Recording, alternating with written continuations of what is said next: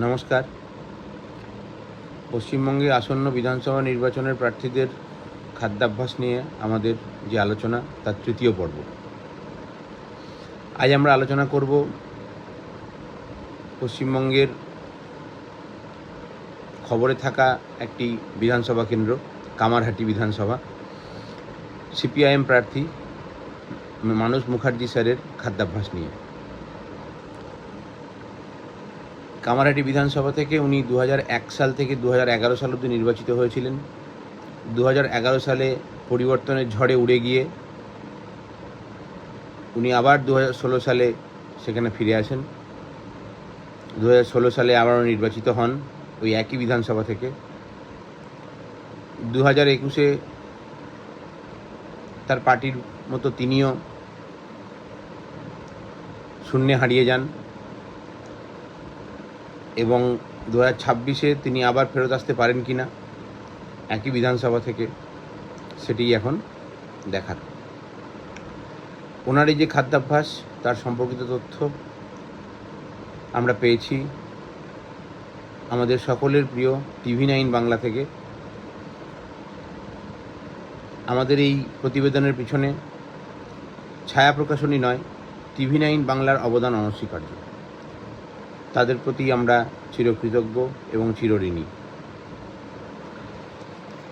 মানসবাবুর যে খাদ্যাভ্যাস, সেই খাদ্যাভ্যাসের পরিবর্তন ঘটিয়েই উনি 2016 সালে আবার ফেরত এসেছিলেন কিনা এবং 2026 সালে উনি সেইভাবেই আবার খাওয়া দাওয়া পরিবর্তন করেছেন কিনা যাতে উনি আবার 2026-এ নির্বাচিত হতে পারেন, সেটা সমীক্ষার বিষয়।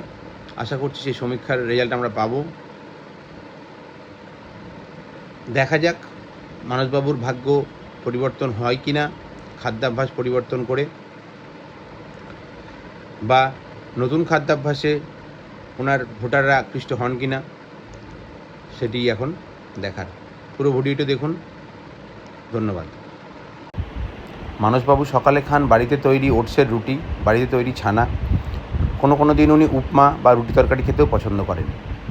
এরপরে উনি খান, যদিও উনি বামপন্থী তবুও এরপরে উনি খান কমলা রঙের পাকা পেঁপে এবং অবশ্যই লাল রঙের আপেল। এরপর উনি চা বিস্কুট খেয়ে বেরিয়ে পড়েন ভোটের প্রচারে। ভোট প্রচারের পরে ফেরত এসে উনি দুপুরে খান ধপধপে নীল সাদা থালায় ভাত, লাউয়ের তরকারি, বাঁধাকপির তরকারিও খান। মাছ ওনার বিশেষ পছন্দ। উনি বলেছেন উনি বাঙাল। কামারহাটির বাঙাল ভোটাররা তো ওনাকে ভোট দেবেন, ঘটি ভোটাররা ভোট দেন কি না সেটি এখন দেখা। ইলিশ মাছ ওনার বিশেষ পছন্দ। এটা ছাড়া ওনার পাতে আমরা দেখতে পাচ্ছি মাছ, ইলিশ মাছ নয়, অন্য মাছ, তার ঝোল এবং তার সাথে উনি ভাত খাচ্ছেন। এরপরে ওনার পাতে থাকে বাড়িতে পাতা টক দই। বাড়িতে পাতা টক দই কী করে এত সুন্দর হয় আমার জানা নেই, কারণ আমাদের বাড়িতে পাতা টক দই এত সুন্দর হয় না। এখন এই খাদ্যাভ্যাস নিয়ে উনি 2016 সালে পুনরায় জয়লাভ করেছিলেন কি না সেটা উনি বলতে পারবেন। অল দ্য বেস্ট মানসবাবু, এবং এই খাদ্যাভ্যাস ওনাকে ভোট বৈতরণী পার করতে সাহায্য করে কিনা সেটাই এখন দেখার। ভালো থাকবেন, ধন্যবাদ।